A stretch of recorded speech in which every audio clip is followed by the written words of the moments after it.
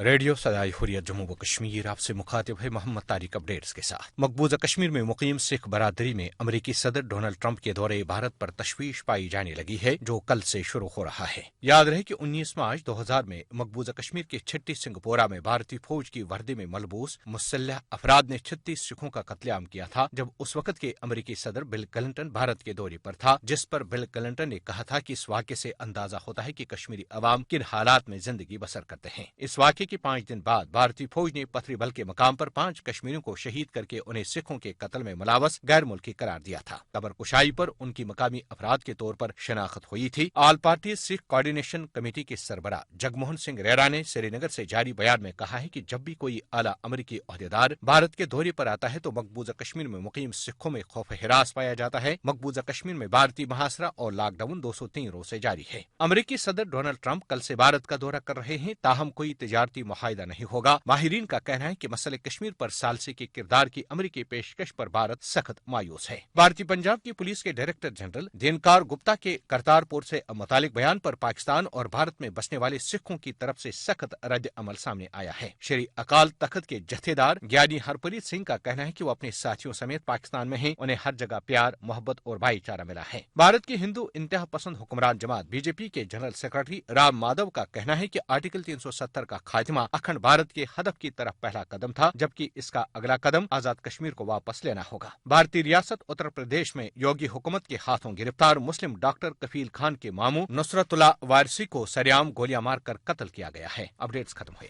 نریندر مودی کی ہندو انتہا پسند حکومت RSS کے ہندوتوا ایجنڈے پر عمل پیرا ہو کر بھارت کو ایک ہندو راشٹرا بنانا چاہتی ہے۔ ماہرین اور تجزیہ نگاروں کا کہنا ہے کہ مودی کے برسر اقتدار آنے کے بعد بھارت کی فوج اور عدلیہ سمیت بھارت کا ہر ادارہ انتہا پسند ہندوؤں کے شکنجے میں آ چکا ہے۔ مقبوضہ کشمیر کے انسانی حقوق کے معروف وکیل پرویز امروز کا اس حوالے سے کیا کہنا ہے، سماعت فرمائیے۔ کشمیر سوسائٹی جو ہے وہ ایک ڈفرینٹ سوسائٹی ہے۔ یہاں تو ریڈیکلائزیشن کے چانسز ہیں نہیں، ایجوکیشن لیول بہت ہائی ہے یہاں پہ۔ جو انڈین سول سوسائٹی بھی بڑی وریڈ ہے اور کہہ رہی ہے کہ انڈیا جو ہے انڈر دی پریزنٹ گورنمنٹ جو 2014 سے پاور میں ہے کہ وہ جی امپلیمنٹ کر رہی ہے ہندوتا ایجنڈا، جو ہندو ریڈیکل آئیڈیالوجی ہے وہ امپلیمنٹ کر رہی ہے۔ وہ پہلے انہیں ایجوکیشن انسٹیٹیوشنز کنٹرول کیے، پھر ایگزیکٹو انسٹیٹیوشنز، پھر یہ جو 2 انسٹیٹیوشنز انڈیا میں تھے جوڈیشری اور آرمی، وہ بھی ریڈیکلائز ہو رہی ہے۔ یہ تھے معروف انسانی حقوق کے وکیل